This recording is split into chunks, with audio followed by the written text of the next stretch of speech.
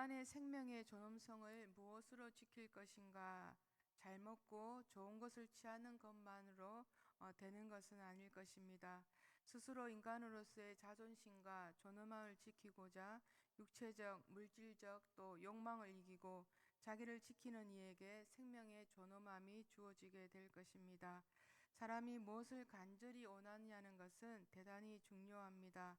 행동의 결과보다 마음의 소원을 더 중요하게 다가오는 것이 우리의 삶이기 때문입니다. 그 사람이 어떤 종류의 소원을 가지느냐, 또 무엇을 간절히 원하느냐는 것은 우리의 삶의 모습을 통해서 보여지게 됩니다. 인생이란 어렵고 힘들기 때문에 도전해 볼 만한 가치가 있다고 독일의 작가 게테가 말하는 것처럼 생각하는 대로 행동하는 것이 더욱 어려운 일이기 때문이 아닐까 합니다. 자신의 생각대로 세상이 흘러가면 좋으련만 그렇게 되지 않음을 불가능하다는 것을 우리는 알고 있습니다. 바울은 빌립보 성도들에게 과거에 순종한 것에 만족하는 것이 아니라 현재 순종을 통하여서 영적 성장을 멈추지 않을 것을 당부하고 있습니다. 오늘 우리 본문 12절 말씀을 다시 한번 같이 읽어보겠습니다. 시작. 그러므로 나의 사랑하는 자들아, 너희가 나 있을 때뿐 아니라 더욱 지금 나 없을 때에도 항상 복종하여 두렵고 떨림으로 너희 구원을 이루라. 아멘. 여기서 너희 구원을 이루라는 말은 하나님께 순종함으로 인해서 은혜 받은 구원을 효력 없이 발생하라는 말입니다. 또한 그리스도의 장성한 분량에 이르기까지 영적 성숙을 계속하라는 말입니다. 우리가 하나님께 불순종하는 생활을 한다면 그것은 과연 믿음으로 사는 생활이 될까입니다. 그러므로 매일매일 두렵고 떨림으로 하나님을 경외하며 하나님 말씀에 늘 순종하는 생활이 되어야 함을 말합니다. 이 말은 곧 하나님을 경외하라는 말인데 시편 기자는 내 육체가 주를 두려움으로 떨며 내가 또 주의 판단을 두려워하나이다 라고 고백하고 있습니다. 하나님을 지극히 존중하여 그분을 경외하며 생활하는 것이 성도에게 본분으로 다가옵니다. 또한 과거에 그들을 지도하는 바울이 있는 상태에서 순종을 했지만 이제는 스스로가 순종하는 성숙함이 있어야 한다고 했습니다. 바울이 강조하는 것을 지속적이고 자발적인 순종을 통하여서 구원을 이루라는 뜻입니다. 바울은 우선 자신이 함께 있을 때 보여줬던 그 순종하는 모습을 자신이 없을 때도 변함없이 지켜나가라는 말입니다. 하나님의 말씀에 대한 한결같은 순종으로 구원을 이루라는 것입니다.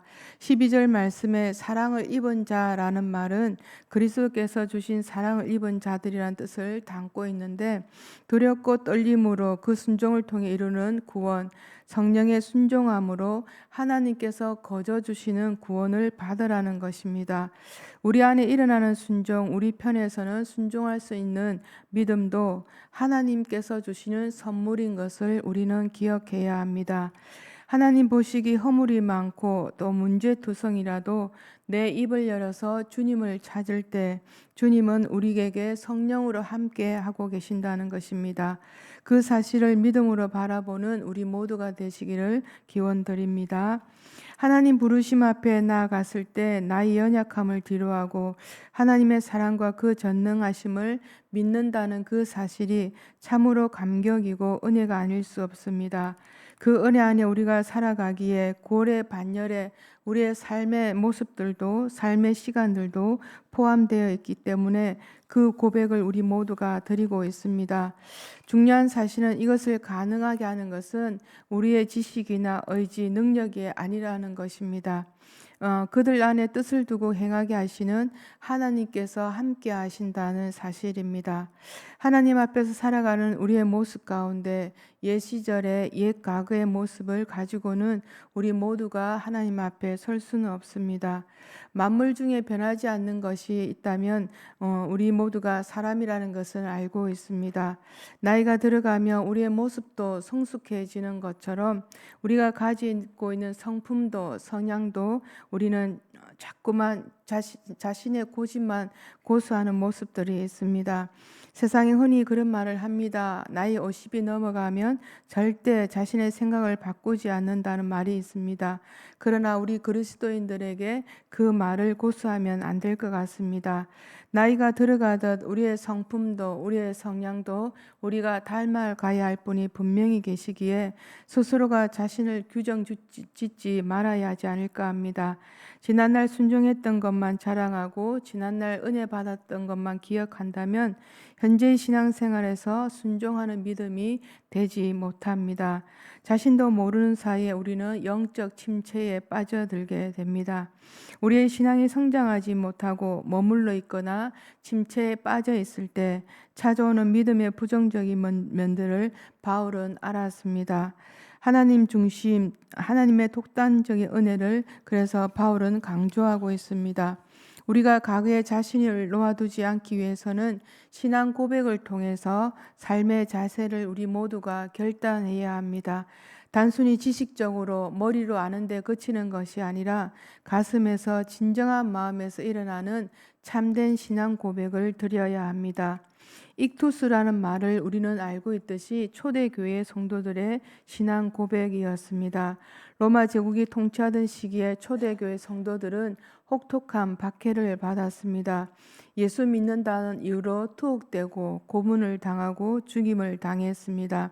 5년 경기장에서 사흘 동안 굶긴 사자에게 찢겨 죽기도 하고 목이 잘리거나 하형을 당하기도 했습니다. 이러한 상황에서 이들은 익투스라는 물고기 마크를 통해서 신앙을 고백하며 자신이 그리스도임을 알렸습니다. 익투스는 헬라어의 첫 글자를 모은 것으로 예수, 그리스도, 하나님, 아들, 구세주라는 의미를 담고 있습니다. 이 첫 글자를 모으면 헬라어로 익투스라는 뜻이 됩니다. 특히 지하 묘지인 카타콤에서 은밀하게 예배를 드릴 때 물고기 머리가 가리키는 방향을 따라 카타콤의 미로에서 모임을 장소를 가졌다고 합니다. 한 사람이 물고기의 모양의 반을 그리면 또 다른 사람이 그 나머지 절반을 그려놓음으로써 서로가 같은 신앙 고백을 하고 있음을 확인하였다고 합니다. 저와 여러분이 신앙 고백을 통해 하나님으로부터 주어진 고백을 통해서 오늘도 우리는 모두가 하나님 앞에 나온 줄 믿습니다. 우리 모두 함께 13절 말씀을 함께 다시 읽어보겠습니다. 시작. 너희 안에 행하시는 이는 하나님이시니 자기를 기쁘신 뜻을 위하여 너희에게 소원을 두고 행하게 하시나니. 아멘. 바울은 구원의 은혜의 실천 행위를 스스로의 힘으로 하는 것이 아니라 성도 안에서 행하게 하시는 하나님의 소원, 또 그 자신을 기쁘신 뜻을 합당한 삶에 대한 동기를 주심으로써 이루어질 수 있다는 것을 말하고 있습니다. 지금껏 내가 사는 삶이 내 것이라 했다면 이제는 하나님께서 내게 맡겨주신 삶인 것을 고백할 때 그 삶은 달라져 갈 것입니다. 지금껏 살아오면서 주어진 길을 걸어가면서 하나님의 손길, 하나님의 은혜를 우리는 많이 경험하였습니다. 지난 시간 속에 우리는 참으로 연약하고 허물투성인 모습들이었습니다. 내가 나를 돌아볼 때도 나 자신이 인정되지 않았으나 나의 삶을 바꾸기 위해서 하나님은 우리를 찾아주셨습니다. 그렇게 찾아주셨던 하나님의 사랑과 그 손길을 통해 우리 모두가 지금 이 시간 이 자리에 있다는 사실에 아멘으로 화답하게 됩니다. 우리가 교회 생활 가운데 나 혼자만 하나님을 기쁘신 뜻, 구원을 이루기 원하는 것이 아니라는 것을 우리는 잘 알고 있습니다. 교회 생활 가운데 그들의 구원을 이루어갈 때 빌립보 교인들은 그들 자신의 힘으로 또 그 일을 행하지는 않았을 것입니다. 하나님께서는 성령을 통해 자기 백성들을 격려하거나 능력을 주심으로써 그분이 원하시는 것을 그들 가운데 행하여 주셨습니다. 하나님의 뜻과 구원을 이루는 과정을 바울은 그렇게 말하고 있습니다. 모든 일에 오만과 시비가 없이 하라고 말합니다. 그렇게 할 때 흠없이 순전한 모습으로 어그러지고 거스르는 세대에 우리 모두가 세상의 빛으로 살 수 있다고 당부하고 있습니다. 우리의 믿음은 개인적인 차원을 넘어 공동체 차원으로 변화되어 흘러가고 있을 것입니다.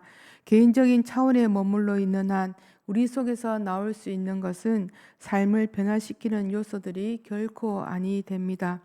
우리의 신앙의 출발은 분명 개인적인 것에서 시작되었습니다.